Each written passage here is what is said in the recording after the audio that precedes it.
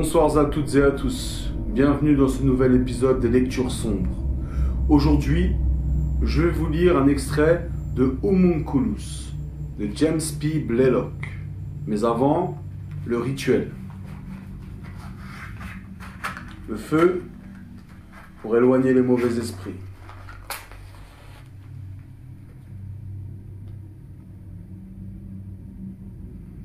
Et la fumée pour les faire danser.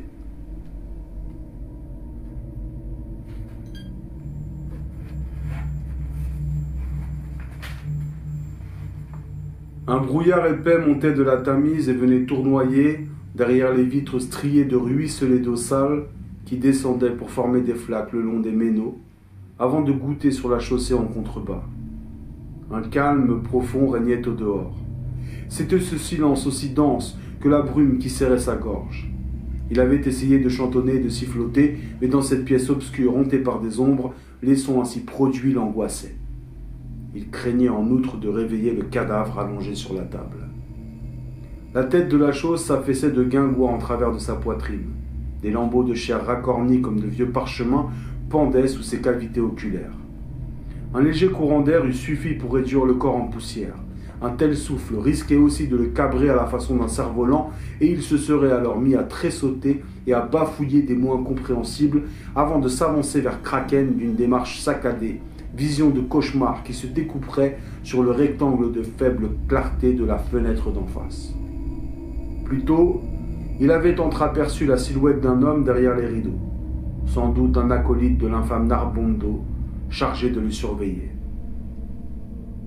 Kraken ferma les yeux et vit à travers ses paupières la danse des ombres animée par les flammes des lampes.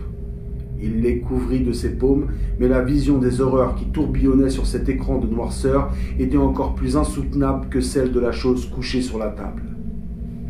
Qu'avait dit Paracelse de la chose? Il ne se souvenait plus des termes exacts. Dans sa mémoire, Paracelse se réduisait à un vague brouillard, un élément d'un autre âge, une époque révolue depuis le vol de cette maudite émeraude au capitaine, la pierre précieuse que le bossu avait laissée à côté de l'aquarium, dans le seul but de le narguer. Au bord de la table, il voyait deux mains squelettiques qui semblaient avoir rampé jusque-là par leurs propres moyens. Elles avaient dû se détacher des poignets du cadavre. Kraken prenait soin de ne pas regarder dans leur direction. Une heure plus tôt, à quelque chose près, il avait cru les voir bouger, pianoter sur le plateau du bout des doigts pour avancer lentement et inexorablement vers lui, pendant que la pan, dépouillée de sa chair, soupirait dans son assiette et s'ébrouait dans sa garniture de pommes de terre désormais froides. Le calme était revenu et il n'entendait plus que les sifflements du vent. Il s'engouffrait dans les brisures des vitres pour charrier jusqu'à lui l'odeur de suie âcre du brouillard. Mais les mains ne s'étaient-elles pas ramassées sur elles-mêmes au bord de la table, peut-être dans l'intention de lui sauter à la gorge? Pourquoi étaient-elles détachées du reste? Quelle diablerie laissait présager cette double amputation? Kraken les observa avec plus d'attention et vit l'index de la gauche s'incurver. Elle lui faisait signe d'approcher. Il détourna les yeux vers la fenêtre, obscurci par la brume, et eut un hoquet de terreur lorsqu'il vit son propre reflet flotter dans le verre et lui retourner son regard. Il se blottit dans son coin. Si les mains poursuivaient leur reptation et tombaient de la table, se briseraient-elles en touchant le sol ou iraient-elles se réfugier au sein des ombres pour s'y tapir jusqu'au moment où elles se précipiteraient vers ses pieds telles des crabes? La terreur le glaça. Narbondo ne reviendrait sans doute pas. Ses geôliers devaient savoir qu'il mourrait de frayeur avant l'aube, que la chose au linceul se jetterait sur lui comme un drap glissant le long d'une corde à linge pour se réfugier, se refermer et le soumettre à une étreinte d'ossements, de pourriture et de poussière qui le ferait suffoquer. Derrière lui, divers instruments chirurgicaux étaient accrochés, mais il n'en voyait aucun qui lui permît de repousser. Ses yeux se posèrent sur de longues pinces aux mâchoires gainées de caoutchouc.